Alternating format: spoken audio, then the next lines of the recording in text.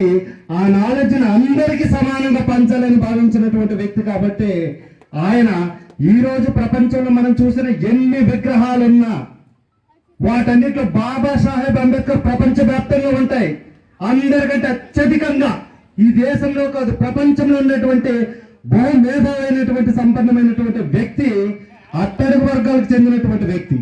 కానీ ఆయన్ని ఒక కులానికి ఓన్ చేసుకోవడం అనేది మనందరి దౌర్భాగ్యం. అది మన యొక్క కర్మగా భావిస్తున్నా. అందుకే మన సార్ చెప్పారు, ఏ స్థాయి నుంచి ఏ వర్గాల్ని ఎంత వేగంగా పైకి తీసుకొస్తే సమాజ నిర్మాణంలో అందరూ కూడా పాల్గొనేటట్లుగా ఉంటారని భావించినటువంటి వ్యక్తి, దూరంగా సుదూర స్ఫూర్తి కలిగినటువంటి వ్యక్తి కాబట్టి ముందుగా ఆలోచించారు ఆయన. ఆ భావనలు మనకి మన నాయుడు గారు చాలా చాలా చక్కగా సరళతరంగా మనందరికీ అందించడం మరొకసారి మీకు ప్రత్యేకంగా మా గ్రామం తరపున మీకు ధన్యవాదాలు తెలియజేసుకుంటున్నాను సార్. మీ చేతుల మీదుగా మా చిన్నారులకి ఒక చిన్న కానుక, ఇక్కడ ఇచ్చేసినటువంటి చిన్నారులందరికీ ఒక చిన్న కానుక మీ చేతుల మీదుగా అందించాల్సిందిగా మా సభ్యులందరూ కూడా కోరుకుంటున్నాం సార్. ఒకసారి ఆ స్ఫూర్తిని కొనసాగింపు చేస్తున్నటువంటి అలాంటి మాస్టర్ మన గ్రామానికి రావడం మనందరి యొక్క అదృష్టంగా భావిస్తున్నాం. పిల్లలందరూ కూడా చక్కగా మీరు భవిష్యత్తులో మంచి ఉన్నతమైనటువంటి స్థానాలు ఆశించాలి, అలాగే మీరు అధిరోహించాలని మేమందరం మనస్ఫూర్తిగా కోరుతున్నాం. అందరూ కూడా ఒకసారి మీ చేతుల మీదుగా ఒక్కొక్కరు ఇలాంటి చక్కనైనటువంటి కార్యక్రమం నిర్వహిస్తున్నటువంటి బసవల ఉమామహేశ్వరరావు గారు అండ్ కుటుంబ సభ్యులందరికీ ప్రత్యేకమైనటువంటి ధన్యవాదాలు. అలాగే ఇందులో పాల్గొన్నటువంటి మా గ్రామ పెద్దలకి మా అందరి తరపున, ఇక్కడ ఉన్నటువంటి అందరి తరపున గ్రామ పెద్దలందరూ కూడా మీకున్న విలువైన సమయం కేటాయిస్తూ కూడా ఈ కార్యక్రమంలో పాల్గొన్నందుకు మిమ్మల్ని ప్రత్యేకంగా మేమందరం కూడా నమస్కారాలు తెలియజేసుకుంటున్నాం. అక్కడే దళిత ఉద్యమం టోటల్ నేషనల్ వైజ్ చేశా, ఓన్లీ దళిత ఉద్యమాలే, సోషల్ వర్క్ ఇవన్నీ వైజాగ్లో చేసేదాన్ని. ఇక్కడ తమ్ముడు రమ్మంటే ఇంత మంచి కార్యక్రమానికి రమ్మన్నందుకు చాలా హ్యాపీ ఫీల్ అయ్యాను, అందుకే వచ్చా. కాకపోతే మీ అందరూ తెలుసు సార్, పేర్లు తెలియదు, అందుకే నేను డయాస్ మీదకి ఆహ్వానించమంటుంటే నాకు తెలియదు తమ్ముడు అని చెప్పారు తమ్ముడికి. Okay, thank you sir. మీరు అందరూ వచ్చి అంబేద్కర్ వర్ధంతిని విజయవంతం చేసినందుకు చాలా హ్యాపీ ఫీల్ అవుతున్నాం సార్. మీరు ఇప్పుడు చెప్పిన విలువైన పాయింట్స్ చాలా మందికి అర్థం అవుతుంది సార్. కానీ అంబేద్కర్ అంటే అవును సార్.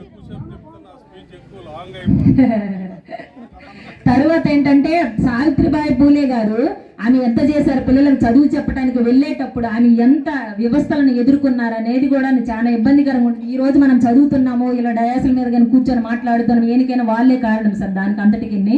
ఆవిడ 2 చీరలు పట్టుకొని వెళ్ళి ఒక చీర పైన టమాటాలు గుడ్లతో కొడితే చదివించొద్దు పిల్లలకైనా అగ్రవర్ణాలు కొడుతూ ఉంటే ఆ చీరని తీసి బ్యాగులో పెట్టి ఇంకో చీర కట్టుకొని రిటర్న్ వచ్చేది సావిత్రిబాయి పూలే.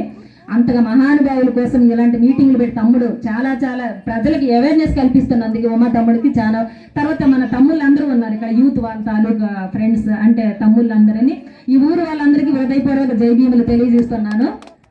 అది సార్ చెప్పినట్టు అందరూ వినుకోండి. నెక్స్ట్ సార్ చెప్పారు, నాయుడు సార్ ఏం చెప్పారంటే అంబేద్కర్ ఒకరికే కాదమ్మా నాయకుడు, అంటే నిజంగా రాజ్యాంగ మహానేత, అన్ని వర్గాలకు కూడా. వీళ్ళు ఏం చేస్తారు, ఓన్లీ ఎస్సీలకే ఆయన నాయకుడు అని అన్నట్టు చెప్పేస్తున్నారు. కాదు, ఈ రోజు చట్టాలు కానీ ఏవైనా సార్ ఒకరికేనా అంకితం అవుతున్నాయా? ప్రజలందరికీ కదా పొందుపరిచినటువంటి అన్ని వర్గాలకు ఉన్నాయి కదా సార్. అవును సార్. సార్ తర్వాత ఓటు హక్కుని కల్పించింది ఎవరు సార్? చట్టంలో రూపకల్పన చేయకపోతే ఎవడో కోర్టుకు వెళ్ళి ఓసీ మహిళకి ఇచ్చినావని చెప్పి కోర్టులో ఆపేస్తాడు. తర్వాత ఆడవాళ్ళకు కూడా ఓటు హక్కు లేకుండా చేశారు, కానీ ఆడవాళ్ళకు ఓటు హక్కును తీసుకొచ్చింది అంబేద్కర్. ఆడవాళ్ళకు అవన్నీ ఉన్నాయి. మీలాంటి మహానుభావులు ఇంకా చాలా మందికి అవేర్నెస్ కల్పిస్తారని మనస్ఫూర్తి హృదయపూర్వక జై భీములు తెలియజేసుకున్నాం సార్. Thank you sir. నిర్మాణం వైపు సాగాలనేటువంటి ఆనాటి స్ఫూర్తి ఇచ్చినటువంటి మహనీయుడు అంబేద్కర్ అండి. చాలా థ్యాంక్స్ అండి, మీరు కూడా చాలా గొప్పగా మాకు అందించారు మీ స్ఫూర్తిని. అదేవిధంగా ఈ కార్యక్రమాన్ని ఉద్దేశించి మన ప్రాథమిక పాఠశాల ప్రధానోపాధ్యాయులైనటువంటి గౌరవనీయులైనటువంటి శ్రీ మన శంకర్రావు మాస్టర్, బాలక శంకర్రావు మాస్టర్ ఈ సభను ఉద్దేశించి కొన్ని మంచి విషయాలు మనందరికీ అందించాలని సభ్యులందరి తరపున కోరుతున్నాం సార్. Welcome sir.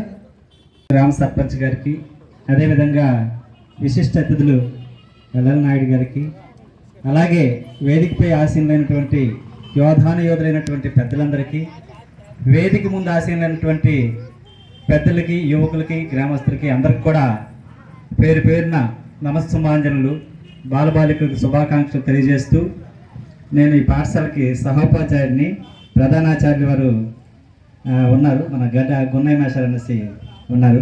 అలాగే పిల్లలకి మన పాట ఇవన్నీ కూడా కుమారి టీచర్ గారు బాగా ప్రాక్టీస్ ఇది చేపించారు.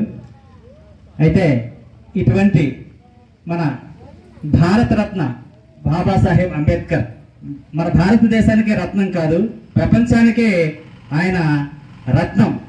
అటువంటి మహానుభావుని యొక్క వర్ధంతి కార్యక్రమంలో పాల్గొనడం మనందరి తాలూకా అదృష్టం. ఎందుకంటే ఆ ప్రదేశంలో ఉంటేనే మన ఆలోచన విధానంలో ఒక పవర్ అన్నటువంటిది ప్రవేశిస్తుంది. తద్వారా మనం కూడా సమాజానికి ఎంత అంతో సేవ చేసే వాళ్ళం అవుతాం. కాబట్టి ఇటువంటి కార్యక్రమాలకి మనం రావడం అన్నటువంటిది, పాల్గొనడం అన్నటువంటిది మనకు చాలా అదృష్టం. ఆయన ప్రతికూల పరిస్థితుల్లో అనుకూల పరిస్థితులుగా మార్చుకొని మరి ఈ స్థాయికి ఎదిగి మన దేశానికి ఒక నిర్దేశాన్ని, ప్రపంచానికి ఒక మార్గనిర్దేశం అందించినటువంటి మహానుభావులు డాక్టర్ బిఆర్ అంబేద్కర్. ఈరోజు ఆయన ఇచ్చిన రాజ్యాంగం, మొన్ననే నవంబరు 29న రాజ్యాంగ దినోత్సవాన్ని జరుపుకున్నాం. ఇక్కడ కూడా మన మహేష్ గారు మరి మన మండలంలోనే పెద్ద విగ్రహాల్లో ముందులో ఉంటుంది మన ప్రాంగణంలో ఉన్నటువంటి ఈ బాబాసాహెబ్ అంబేద్కర్ విగ్రహం. మరి ఆ విగ్రహం ఇక్కడ ఉండడం వలన పాఠశాలకి, ఈ ప్రదేశానికి ఒక రకమైనటువంటి ఆరోగ్యం, ఆనందం, ఒక అందాన్ని, ఒక సంస్కారాన్ని కూడా తెచ్చి పెట్టింది. అటువంటి వ్యక్తులు గ్రామంలో ఉండడం మరి మన అదృష్టం. అటువంటి గ్రామంలో మేము ఉపాధ్యాయులుగా పనిచేయడం కూడా మా అదృష్టం. ఇటువంటి ఎందరో మహానుభావులు, పెద్దలు గ్రామంలో ఉన్నారు. వాళ్ళు సంస్కరించబడుతూ ఈ సమాజాన్ని సంస్కరించడానికి అనేక కార్యక్రమాలు చేస్తూ ఉంటారు. అటువంటి ప్రదేశంలో మరి ఎక్కువ కాలం ఉండడం అనేటువంటి మా అదృష్టం. అయితే రాజ్యాంగ నిర్మాత అయినటువంటి మన బాబాసాహెబ్ అంబేద్కర్ ఇచ్చిన రాజ్యాంగం ద్వారా అనేక హక్కులు మనము పొందుతున్నాం.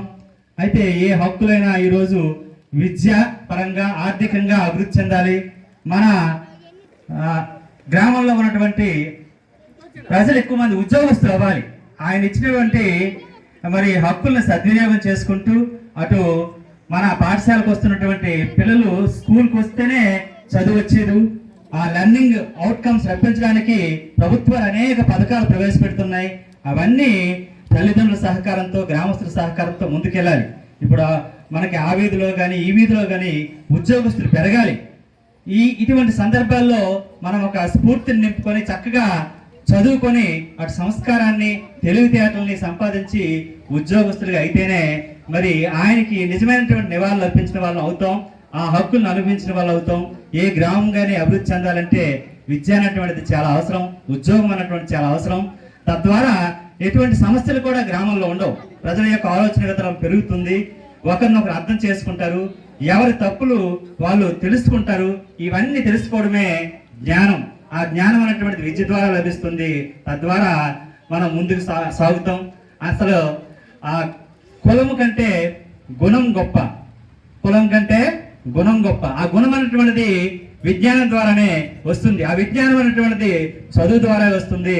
తద్వారా మన గ్రామము అభివృద్ధి చెందుతూ ముందుకి వెళ్ళాలి. ఆయన అనేక పోరాటాలు చేశారు.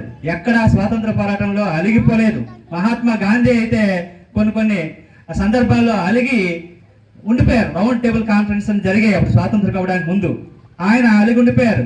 కానీ అంబేద్కర్ వెళ్ళి తెలుసుకోవాలి, తెలుసుకొని మన దేశానికి ఏంటి అవసరమో అది జాతికి అందించాలనే ఉద్దేశంతో అనేక కష్టాలు, విమర్శలు అనుభవించి కూడా ఆయన మరి అన్ని కార్యక్రమాలకు బ్రిటిష్ వాళ్ళతో చర్చల్లో పాల్గొని మనకి మంచి రాజ్యాంగాన్ని, ప్రపంచ రాజ్యాంగాలన్నీ కూడా చదివి మన దేశం భిన్నత్వంలో ఏకత్వం, అనేక మతాలు, కులాలు, ప్రాంతాలు, వాతావరణ పరిస్థితులు ఇవి అన్ని అర్థం చేసుకొని మనకు మంచి చక్కని లిఖిత రాజ్యాంగాన్ని అందించి స్వాతంత్రం వచ్చిన తర్వాత మొట్టమొదటి న్యాయశాఖ మంత్రిగా కూడా పనిచేసి లాస్ట్కి చివరి దశలో మరి అప్పుడు ఉన్నటువంటి రాజకీయ పరిస్థితుల్లో మరి సర్దుకోలేక నేను చేయాల్సిందంతా జాతికి చేశానని చెప్పి మనకి ఒక రాజ్యాంగం, దానికి వ్యతిరేకంగా ఎవరు ప్రవర్తించడానికి వీల్లేదు.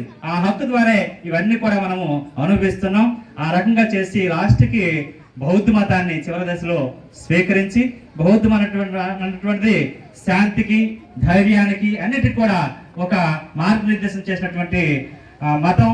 ఆ మతంలో సూత్రాలన్నీ కూడా కోరికల్ని జయించాలి, మన దుఃఖానికి గల కారణం కోరికలే అని చెప్పింది గౌతమ బుద్ధుడు. ఆ మతం తాలూకా సిద్ధాంతాలు నచ్చి చివరి దశలో ఆ మతాన్ని స్వీకరించి అనేక ప్రపంచ దేశాలకు వెళ్ళి కూడా ఆయన సందేశాలు ఇస్తూ ఈ రకంగా ఒక గొప్ప మహానుభావుడు మన డాక్టర్ బిఆర్ అంబేద్కర్. ఆయన వారసులుగా మనం భారతీయులుగా గర్వంగా ఈరోజు మన ప్రపంచంలో మన దేశానికి గుర్తింపు ఉందంటే ఆయన తాలూకా చదువు, సంస్కారం, విజ్ఞానం. కాబట్టి దాన్ని మనం సద్వినియోగం చేసుకోవాలి. మన పిల్లలకి బాగా పాఠశాలకు పంపించాలి, మన ప్రభుత్వ పాఠశాలని కాపాడుకోవాలి. ఆయన ఇచ్చాడు ప్రభుత్వం పాఠశాల హక్కు, ఆయన ఇచ్చాడు. ప్రభుత్వం పాఠశాలలో చదవాలి, ప్రభుత్వం ఇస్తున్న పథకాలను అనుభవించాలి. ఇప్పుడు అమ్మకి తొలి అమ్మఒడి, అమ్మకు వందనం కానీ లేదా ఎటువంటి రకరకాల సౌకర్యాలు వస్తున్నాయి.